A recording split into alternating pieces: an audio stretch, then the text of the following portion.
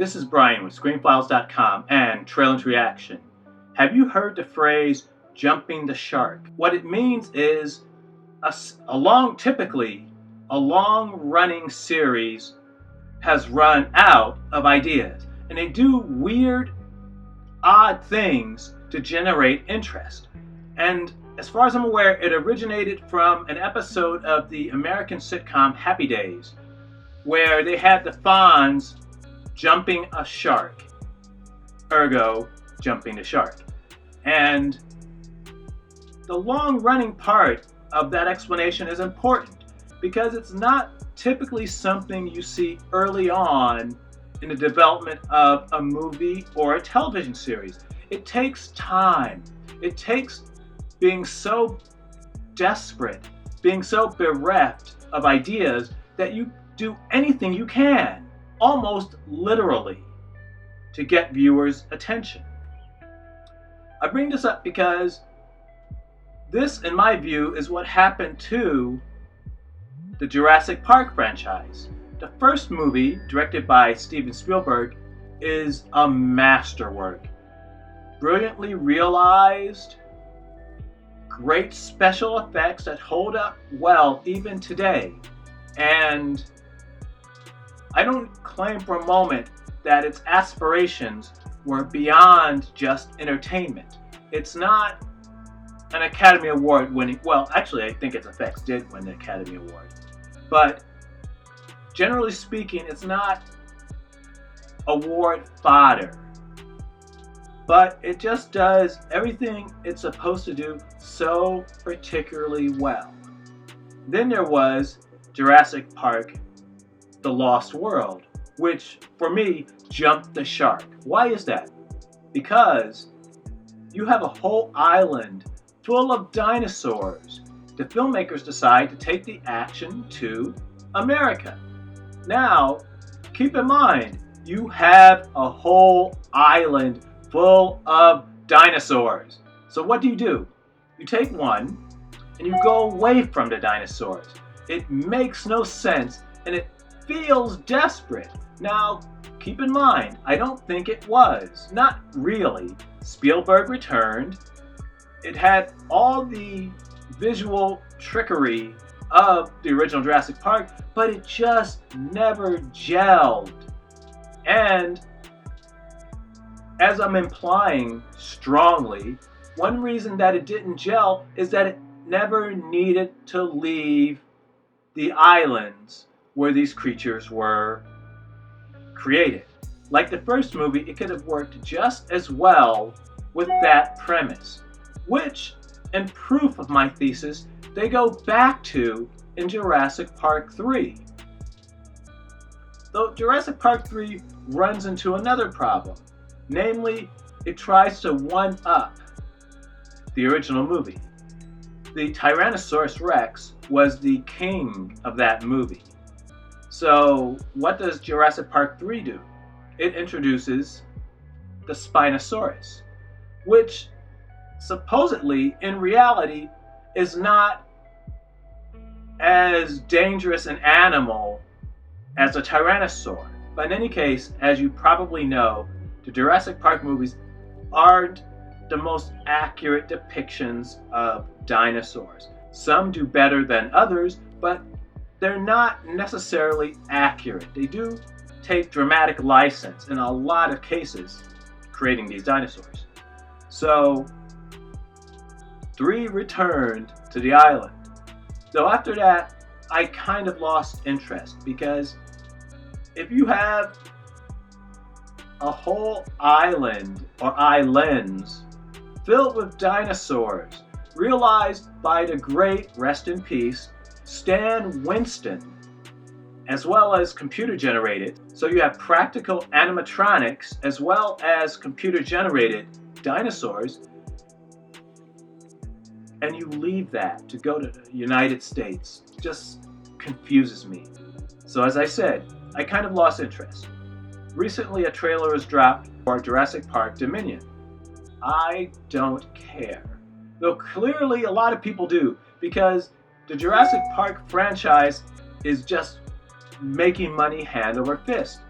And it's very interesting to me how Universal is one of the production studios that you would think wouldn't be doing as well as they're doing.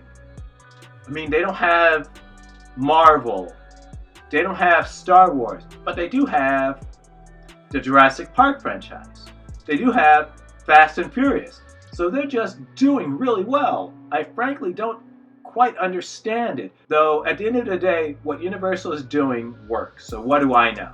In any case, let's look at the trailer for Jurassic Park: Dominion. I wanted to show them something that wasn't an illusion.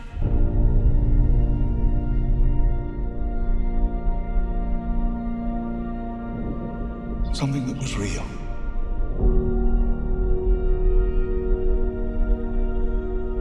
Something that they could see and touch.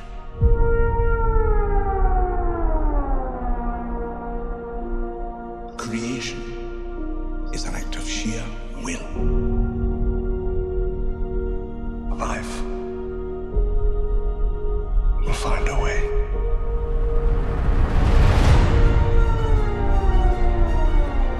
We can't keep her here forever. If they find her, we're never gonna see her again. We gotta protect her. That's our job.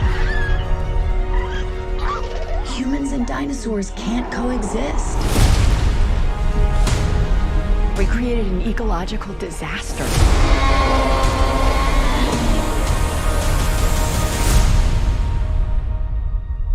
Ellie Sattler.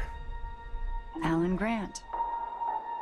You didn't come out all this way just to catch up now, did you? You coming or what?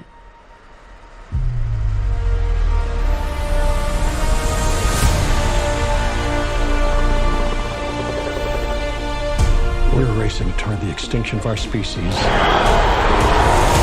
We not only lack dominion over nature, We're subordinate to it.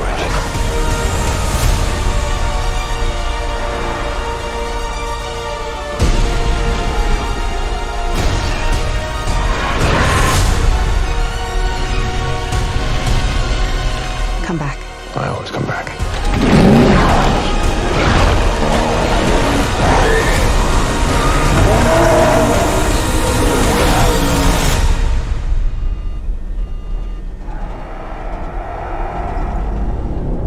That's another plane, right?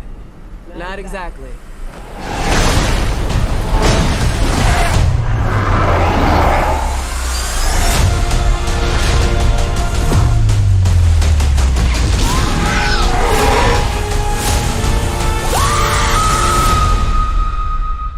Don't move.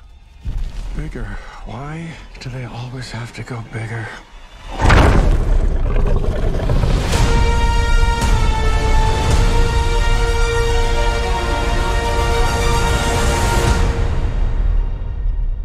Well, that was the trailer for Jurassic World: Dominion, and help me understand something.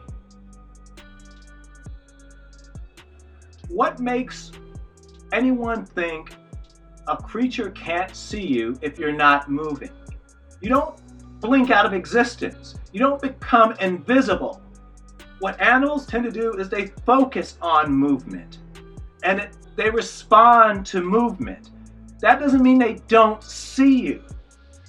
And I was actually watching something on YouTube about this very issue. Animals aren't dumb. If you're not moving, it's not that they can't see you. They can still see you. You don't disappear. It's that due to you not moving, you appear different to them. You may not necessarily be a threat to them, as opposed to something, let's say, that's running away from them, in which case their minds will go prey animal and chase you. If you're not running, if you're not moving, you don't become invisible. This was a mistake that was made in the first movie, and it's one they're repeating in this one, which is frankly just kind of lazy. And it looks like Jurassic Park: The Lost World all over again, which is to say you have dinosaurs in cities being dinosaurs, which is to say creating havoc. It doesn't look bad. None of the Jurassic Park movies look bad, though 3 looked a little bit cheap, at least compared to the others. But in any case, I just don't care. I really don't. So what do you think? This is Brian with ScreenFiles.com and Trailing to Reaction. Do you agree, disagree? Let me know down below. And as usual, consider a like or a follow.